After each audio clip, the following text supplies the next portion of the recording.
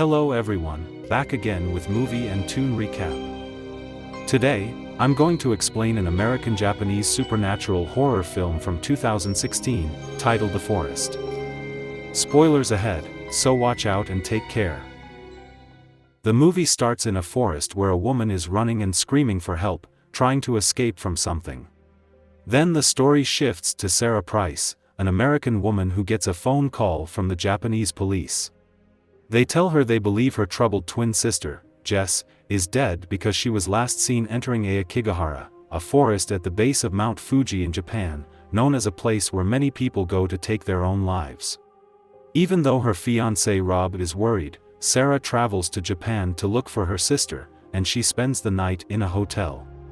Later, she looks through old photos of herself and Jess on her laptop, and researches online for information about the Aokigahara Forest.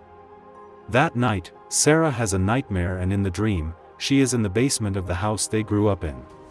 There, she finds a tent, and inside it is a younger version of Jess. The next day, Sara visits the school where Jess worked as a teacher, and when the students see her, they become frightened. In the principal's office, one of the students explains that they were scared because they thought Sara was Jess' ghost. The students believe Jess is dead, because she was last seen entering the Aokigahara Forest. The principal explains that in the old days, the forest was used for something called ubasut. When families didn't have enough food, they would take elderly women, the sick, or the blind into the forest and leave them there to die. According to local stories, the spirits of those people still can't rest, and they come back angry. Before leaving the school, Sara visits Jess' room, and there, she discovers that Jess had been taking medication, and she also finds a map of Aokigahara. Sara then takes a train to Aokigahara, and on the way, she remembers a conversation she had with Jess, where Jess talked about wanting to start a new life in Japan. When Sara arrives at Aokigahara, she goes to a mortuary to ask about Jess. The attendant, Konnichiwa, tells her Jess is here and leads her to the basement where they keep bodies. While Sara is down there alone, she hears the sound of breathing coming from one of the covered bodies. She pulls back the sheet, but it's not Jess, and before Sara leaves, Konnichiwa warns her to stay away from the forest. Still, Sara is determined to find her sister, even though everyone keeps warning her about the dangers. There is a legend that says the spirits in the forest feed on people's sadness and try to push them to take their own lives. Sara and Jess have a painful past, which makes them perfect targets for the spirits of Aokigahara. While on her way to the hotel where Jess used to stay, Sara sees a group of teenagers coming out of the forest, while giggling. At the hotel, Sara meets another American, Aiden, who works as a travel magazine writer. She tells him about her missing sister, and they sit down to have some drinks together. Thinking her story could make a great article, Aiden asks Sara how her parents died, and the truth is, when Sara and Jess were 6 years old, their father committed a murder-suicide. But instead of telling the truth, Sara lies and says they were killed by a drunk driver, and she explains that Jess saw their bodies, but Sara did not.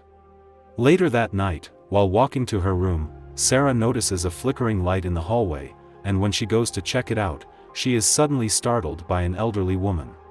The next day, Aiden invites Sara to join him on a trip into the forest. He is planning to write about Aokigahara, and they go with a park guide named Michi, who regularly searches the forest for bodies. Aiden offers to help Sara look for her sister, and as they walk through the forest, Michi warns Sara that Jess has most likely taken her own life. Sara refuses to believe it, and tells him that as her twin, she can feel that Jess is still alive. Michi also reminds Sara that whatever she sees or hears in the forest is not real, it's all in her mind, and as they continue walking, they notice strips of tape tied around the trees. Aiden explains that people use the tape to mark their way back out of the forest or to leave a trail in case someone needs to find their dead bodies, and suddenly, they come across a body hanging from a tree. Aiden and Michi carefully take the body down, and Michi sends a note to the forest rangers with the location of the corpse. As they venture deeper into the forest, Sara begins to feel an eerie wind and hears the faint voice of a woman calling for help, and the group decides to follow the sound. Soon, they find a yellow tent, which Sara immediately recognizes as Jess' own, but after searching around, there is no sign of Jess anywhere near the tent.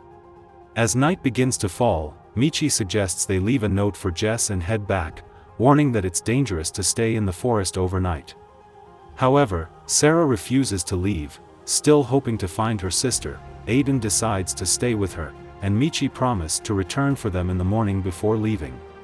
That night, Sara and Aiden sit by the campfire, talking about their siblings, and Aiden is secretly recording their conversation. Afterward, Sara goes inside the tent to sleep while Aiden stays outside by the fire. In the middle of the night, Sara wakes up to the sound of footsteps near the tent. She calls out for Aiden, but there is no response. Suddenly, a hand touches her head, and when she steps outside to check, she sees 3 ghostly figures rushing toward her, but it turns out to be a nightmare. Sara hears rustling in the bushes and, thinking it might be Jess, rushes into the woods to look, but instead, she finds a Japanese girl named Hoshiko, who says she knows Jess. She warns Sara not to trust Aiden and quickly runs away. When she hears Aiden calling out, Sara tries to follow her but falls and injures her hand. The next morning, Sara and Aiden decide it is time to leave the forest, since Jess never returned to the tent. However, as they try to find their way back, they realize they're lost. While walking, they come across a river, one they hadn't seen before when they entered, and in the water, they spot a corpse floating downstream.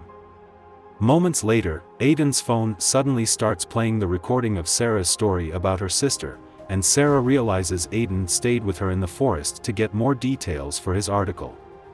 Suspicious, she demands to see his phone and finds a picture of Jess on it. Aiden insists he has nothing to do with Jess' disappearance, but when he tries to snatch his phone back, Sara panics and runs off into the forest alone. While running through the forest, Sara finds a rope and uses it to mark a path, and while doing so, she starts hearing whispers telling her to turn around.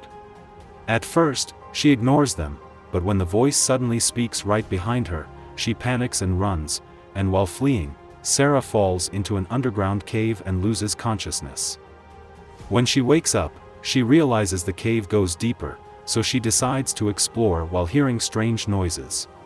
Not long after, she comes across Hoshiko again, only this time, Hoshiko reveals her true form as a Yurei, a vengeful spirit. Hoshiko transforms into a terrifying demonic figure, and Sara runs back toward the cave entrance, and at the opening, she finds Aiden. He goes to get a rope to help her climb out, and while waiting, Sara finds a flip camera lying on the ground. She finds images of the day her parents died, and in the slideshow of photos, her father suddenly jumps out in one of the images.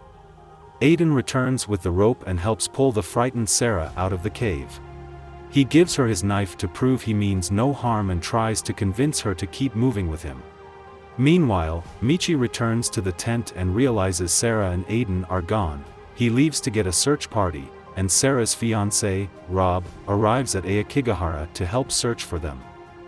Back in the forest, Sara looks down at her injured hand and sees it crawling with maggots, squirming under her skin, but it turns out to just be another hallucination. Aiden leads Sara to an old abandoned ranger station that he says he found while searching for her. Inside, Sara hears what sounds like Jess' voice calling from behind a locked basement door, and finds a note that implies Aiden is keeping Jess trapped down there.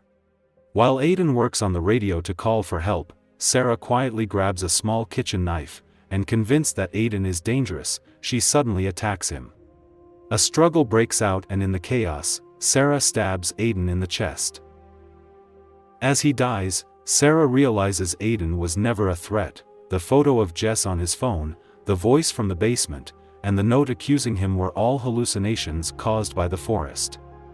Just then, the basement door mysteriously opens on its own, and inside, Sara has a vision from Jess' perspective on the night their parents died. Suddenly, the ghost of their father appears and lunges at Sara, grabbing her wrist. In a panic, she slices his fingers with her knife and escapes the ranger station, running back into the forest. Meanwhile, the audience sees that Jess is still alive in the forest, and when she hears eerie noises, she starts running in fear. At the same time, Sara hears Jess screaming for help and desperately calls out to her, but Jess can't hear her.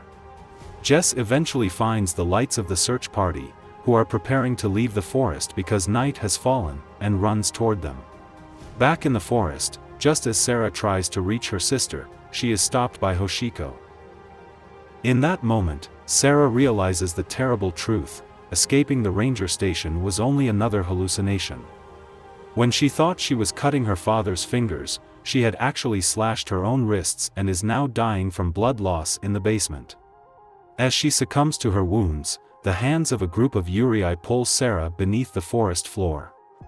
Meanwhile, Jess is rescued by the search party and she mentions that the connection she always felt with her twin sister is gone, realizing deep down that Sara has died.